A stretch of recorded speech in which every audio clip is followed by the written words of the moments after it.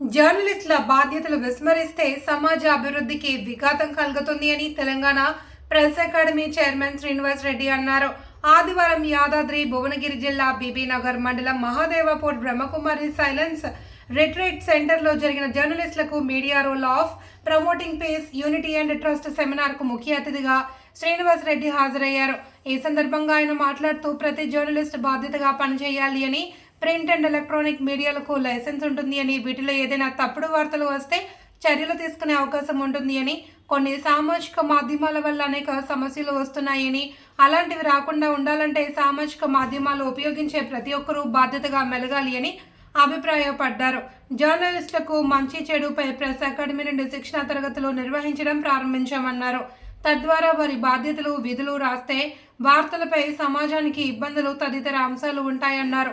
దేశవ్యాప్తంగా ఏడాదికి జీడీపీ 2.40 లక్షల ఆదాయం ఉన్న ప్రస్తుత పరిస్థితుల్లో జర్నలిస్టులు నెలకు 20,000 రూపాయలు సంపాదించుకోలేకపోతున్నారని అన్నారు. ఉచిత బియ్యం, రేషన్ కార్డు పరిస్థితి మరీ ఘోరమన్నారు. రాష్ట్ర జనాభా 3 కోట్లు ఉంటే 1,20,00,000 తెల్ల రేషన్ కార్డులు ఉన్నాయని, ఆ కార్డులన్నీ అర్హులకు దక్కితే ఉపయోగం కానీ అనర్హుల వద్ద ఉన్నాయని బాధపడ్డారు. రాజకీయాలకు మీడియా పెద్దపీట ప్రెస్ కౌన్సిల్ ఆఫ్ ఇండియా మాజీ సభ్యులు ఉప్పల లక్ష్మణ్ అన్నారు. ఇవాళ న్యాయ వ్యవస్థ కూడా పక్కదారి పట్టింది. చూసాం నోట్ల కట్టలు జడ్జి ఇంటిలో. మరి ఎవరు ఈ దేశానికి కానీ ప్రపంచానికి కానీ వాస్తవాలు బయటికి చెప్పి సమాజానికి ఉపయోగపడే విధంగా చేయగలిగే శక్తి ఉన్నటువంటిది ఓన్లీ మీడియాకే. రాజకీయ నాయక వ్యవస్థ భ్రష్టు పట్టింది, అధికార వ్యవస్థ భ్రష్టు పట్టింది. అంతో ఇంతో న్యాయ వ్యవస్థ మీద నమ్మకం ఉన్నటువంటిది కూడా ఇవాళ న్యాయ వ్యవస్థ మీద కూడా నమ్మకం లేని పరిస్థితులు వచ్చాయి. కాబట్టి మీడియా రోల్ చాలా ఇంపార్టెంట్. కొంతమంది జర్నలిస్టులు పత్రికలు స్థాపించారు, వాటిని నమ్ముకొని ఉన్నారు. వాళ్ళైనా నిజాలు చెప్పి వాస్తవాల్ని బయటికి తేగలిగితే చిన్న పత్రిక అయినా, చిన్న ఎలక్ట్రానిక్ మీడియా సంస్థ అయినా కూడా జనం ముందుకు వెళుతుంది. అలాగే సోషల్ మీడియా అంటే ఇంకా నేనేమి చెప్పదలుచుకోలేదు. ఇవాళ సోషల్ మీడియా పరిస్థితి ఎలా ఉందంటే, ఏమీ తెలియని వాళ్ళు కూడా యూట్యూబ్ ఛానల్స్ స్టార్ట్ చేయడం, లేనివి ఉన్నవి అందులో చూపించటం, పచ్చి అబద్ధాలు. ఒక మనిషి జీవించి ఉన్నా కూడా చనిపోయాడు అని చెప్పి దండ వేసి సోషల్ మీడియాలో పెట్టేస్తున్నాడు అనే అంశాన్ని మనం మాట్లాడుకోదలుచుకున్నప్పుడు మీడియా బాధ్యత ఏమిటి? మీడియా మీద విశ్వసనీయత ఇవాళ ఉన్నదా? ఇవి రెండు మాట్లాడుకున్నప్పుడు ప్రపంచవ్యాప్తంగా ఇవాళ శాంతి లేని పరిస్థితులు, యుద్ధము కానీ గొడవలు కానీ జరుగుతున్నటువంటి పర్సెంటేజ్ యావరేజ్ 8%. అది ఎక్కువ 8% అంటే.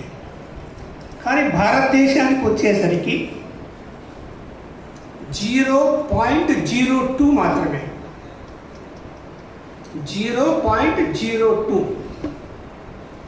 మనం అనుకోవచ్చు అనేక సంఘటనలు మన ముందుకు జరుగుతున్నప్పుడు భారతదేశంలో శాంతి లేదు, ఎప్పుడు ఘర్షణలు జరుగుతున్నాయి, మత కొలాలు జరుగుతున్నాయి. ప్రపంచ దేశాలతో పోల్చుకున్నప్పుడు నేను చెప్పాను 0.02. కొన్ని సంఘటనలు జరిగాయి, మర్చిపోని సంఘటనలు. అది బాధాకరమైనటువంటి అంశం కాదని ఎవరు అనరు. ఇవాళ ఆధునిక సమాజంలో యువతలో ఎప్పుడు కూడా ఘర్షణలు కోరుకోవటం లేదు. యువత ప్రశాంతంగా ఉద్యోగం చేసుకోవాలి, తన కుటుంబంతో ప్రశాంతంగా ఉండాలని ఆలోచిస్తున్నారు. కానీ రాజకీయ నాయకులు వాళ్ళ యొక్క రాజకీయ అవసరాల కోసము కొన్ని సమస్యలు సృష్టిస్తున్నారు. ఇది కరెక్ట్ కాదు. అది ఒక రాజకీయ పార్టీ అని నేను చెప్పదలుచుకోలేదు. అన్ని రాజకీయ పార్టీలు కూడా ఓట్ బ్యాంక్ గురించి ఆలోచించడం, కొన్ని అంశాలని పెద్దగా చిత్రీకరించడం. మరి చిత్రీకరిస్తున్నారంటే ఎవరు బాధ్యులు? మీడియా, సోషల్ మీడియా కావచ్చు, ప్రింట్ మీడియా కావచ్చు, ఎలక్ట్రానిక్ మీడియా కావచ్చు. ఇవాళ ప్రింట్ మీడియా, ఎలక్ట్రానిక్ మీడియా ఏమైపోయింది? రాజకీయ నాయకుల కబంధ హస్తాల్లోకి వెళ్ళిపోయింది. జర్నలిస్టుకు స్వతంత్రత లేదు. నువ్వు ఏదైనా రాస్తాను ఉన్న విషయం అంటే కూడా రాయనివ్వరు, రాసిన అందులో ప్రచురణ జరగదు, ప్రసారం కాదు.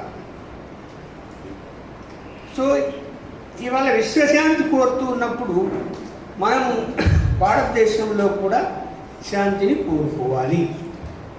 స్వాతంత్రం రాకముందు నుంచి పనిచేస్తున్నట్టు బ్రహ్మకుమారి సంస్థ ఏదైతే విశ్వశాంతిని కోరుతున్నదో, ప్రపంచ దేశాలకు విస్తరించి ఉందో, ఇంకా విస్తరించాలి, ఇంకా విస్తరించాలి.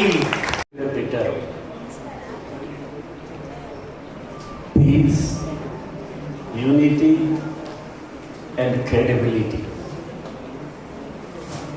శాంతి, సమైక్యత, విశ్వసనీయత, ఈ మూడు భావాలు ప్రజల్లో లేకపోతే, ప్రజల్లో